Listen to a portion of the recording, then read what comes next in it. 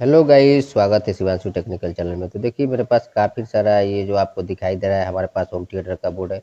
जो इसमें है कुछ 4.1 है, कुछ 2.1 है और कुछ 5.1 का बोर्ड है। कहने का मतलब जो 2.1 होता है इसका मतलब होता है कि जैसे दो गोटा स्पीकर चलेगा और एक बास चलेगा, यही होता है।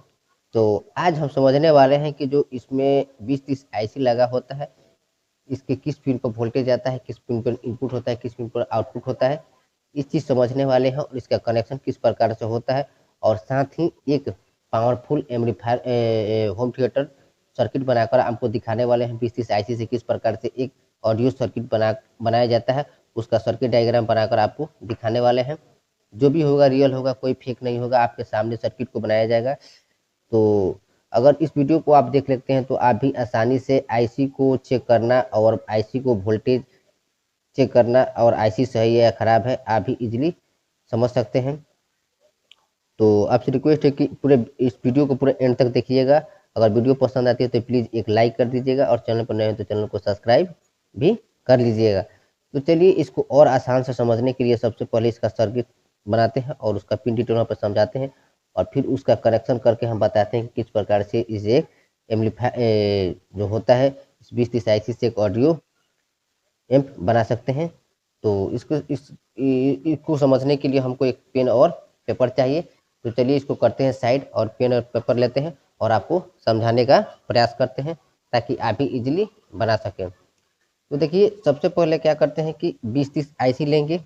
20-30 आईसी लेंगे। 20-30 आईसी में कुछ इस प्रकार से होता है, कुछ इस प्रकार से 20-30 आईसी जिसमें टोटल पिनों की संख्या 5 होती है। इसमें टोटल पिनों की संख्या 5 होती है। इस पर लिखा होता है TDA 20-30, TDA 20-30, 20-50 और भी, लेकिन इसका डाटा सेम होता है। जिस तरह TDA 20-30 का पिन आउट होता है ठीक उसी प्रकार TDA 20-50 का भी आईसी का डाटा होता है, लेकिन उसका वाटेज कुछ अलग होता है, इसका वाटेज कुछ अलग होता है। जो पिछले वीडियो में हमने आपको बताया है, हमारा वीडियो भी वहाँ पे अपलोड है, वहाँ से आप जाकर देख सकते हैं। 20-30 का वहाँ पे डिटेल समझाए हैं। देखिए सबसे पहले आपको सर्किट बनाने से पहले आपको कुछ चीज़ बता देना चाहता हूँ कि इसमें जो होता है टोटल 5 पिन होता है और पाँचों पिन का डिटेल बता देना चाहता हूँ कि देखिए 1 नंबर जो पिन होता है, 1 और 2 जो होता है हमारा इनपुट के लिए होता है, जो इन्वर्टिंग और नॉन इन्वर्टिंग इनपुट के लिए होता है। 3 नंबर जो पिन होता है हमारा नेगेटिव सप्लाई के लिए होता है और 4 नंबर जो पिन होता है हमारा आउटपुट के लिए होता है और 5 नंबर जो पिन हमारा होता है हमारा पॉजिटिव सप्लाई के लिए होता है। देखिए ये जो आईसी होता है डुअल सप्लाई पर काम करता है, डबल सप्लाई पे काम करता है। जैसे इस आईसी को वर्क कराने के लिए -12 वोल्ट +12 वोल्ट और ग्राउंड देना जरूरी है, तब जाकर ये हमारा आईसी वर्क करता है। लेकिन 4440 आईसी में ऐसा नहीं होता है, हम केवल वहाँ पे 12 वोल्ट और ग्राउंड देते हैं तो हमारा वहाँ पे वर्क कर लेता है। लेकिन ये 20-30 आईसी जो होता है यहाँ पे हमको नेगेटिव सप्लाई और पॉजिटिव सप्लाई और ग्राउंड हमको देना जरूरी होता है, तब जाकर हमारा वर्क करता है। तो चलिए अब हम इसका जो ऑडियो सर्किट होता है उसको बनाकर आपको दिखाते हैं। तो सबसे पहले क्या करेंगे, एक नंबर पिन से कुछ इस प्रकार से वायर लेंगे। वायर लेने से पहले हम यहाँ पे एक काफीटर को लेंगे, काफीटर लेंगे और काफीटर में कुछ इस प्रकार से बनावट होता है। एक तरफ जो होता है सफेद पट्टी होता है और एक तरफ जो होता है ब्लैक पट्टी होता है। जो ब्लैक साइड होता है वो पॉजिटिव होता है और जो सफ़ेद होता है वो हमारा नेगेटिव होता है। और ये जो कैपेसिटर का वैल्यू होने वाला है 63 वोल्ट 1 यूएफ, 63 वोल्ट 1 यूएफ। तो हम एक नंबर पिन से एक वायर लेंगे और वायर लेने के बाद कुछ इस प्रकार से इस कैपेसिटर के पॉजिटिव के साथ कुछ इस प्रकार से अटैच कर देंगे और यहीं से क्या करेंगे, एक रेजिस्टेंस को भी ऐड करेंगे जिसका वैल्यू होगा 1K कर लेंगे। उसके बाद क्या करेंगे, ये जो हमारा कैपेसिटर का नेगेटिव टर्मिनल है यहाँ से एक वायर लेंगे और वायर लेने के बाद ये हमारा सीधे क्या होगा इस प्रकार आएगा, जहाँ पे हमको एक चाहिए पोटेशियम मीटर, जहाँ से हम इस ऑडियो को कम और ज़्यादा करने के लिए ये हमको काम में आएगा। तो इसमें भी कुछ इस प्रकार से 3 पिन बने होते हैं, कुछ इस प्रकार से 3 पिन बने होते हैं। तो ये हमारा जो कैपेसिटर से नेगेटिव वायर निकलेगा, इसको सीधे यहाँ से लाएंगे और सीधे यहाँ पे पॉजिटिव बीच वाले लेग से कुछ इस प्रकार से कनेक्ट कर देंगे। और फिर एक कैपेसिटर लेंगे जिसका वैल्यू होगा 63 volt 4.7 mu F, 63 volt 4.7 mu F. इसमें भी क्या होता है कि ये नेगेटिव साइड हुआ और ये पॉजिटिव साइड हुआ। तो हम क्या करेंगे, 2 नंबर पिन से एक रेजिस्टेंस को कुछ इस प्रकार से ऐड करेंगे। ऐड करने के बाद क्या करेंगे, ये हमारा सीधे क्या होगा, इस कैपेसिटर के पोलस के साथ कुछ इस प्रकार से अटैच हो जाएगा। इस रेजिस्टेंस का ये जो 1 नंबर पिन पे जो रेजिस्टेंस लगा है इसका वैल्यू होगा 10 के, और यहाँ पे जो 2 नंबर पे लगाया गया है इसका वैल्यू होगा 1 के, इसका वैल्यू होगा 1 के। अब ये जो खाली पॉइंट है रेजिस्टेंस वाला, इस वायर को हम क्या करेंगे, कुछ इस प्रकार से लाकर इसके नेगेटिव के साथ कुछ इस प्रकार से अटैच कर देंगे। और यहाँ से क्या करेंगे, इस कैपेसिटर के नेगेटिव से वायर उठाकर इस सीधे हमारे इस पोटेंशियोमीटर के पिन नंबर 1 पे कुछ इस प्रकार से कनेक्ट कर देंगे। और ये जो पिन हमारा बचा, यहाँ से हमारा सीधे ऑडियो इनपुट के लिए वायर निकल जाएगा, जो लेफ्ट चैनल और राइट चैनल दोनों के लिए ये काम करेगा।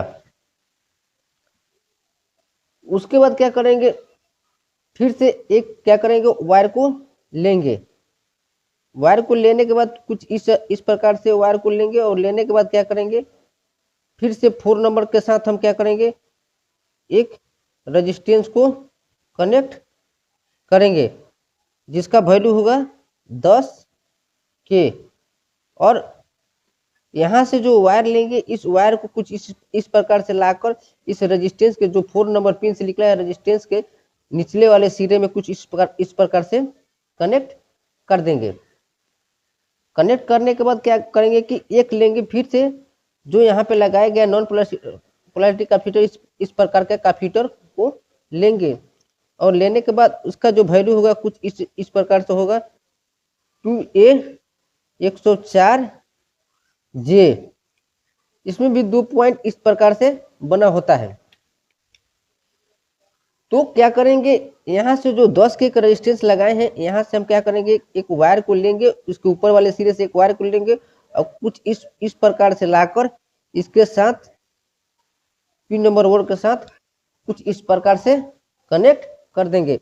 और ये जो हमारा पॉइंट बच रहा है नॉन पोलैरिटी कैपेसिटर का, इस पॉइंट से हम क्या करेंगे, एक वायर को लेंगे और वायर को लेने के बाद कुछ इस प्रकार से लेके आएंगे। और लेके आने के बाद यहाँ पे एक रेजिस्टेंस और लगाएंगे जिसका वैल्यू होगा 220 ओम, जिसका वैल्यू होगा 220 ओम। उसको कुछ इस प्रकार से इसको कनेक्ट कर देंगे। और कनेक्ट करने के बाद यहाँ से जो हमारा ग्राउंड के लिए यहाँ पे अटैच किया गया था, इसके साथ कुछ इस प्रकार से जोड़ देंगे, कुछ इस प्रकार से जोड़ देंगे।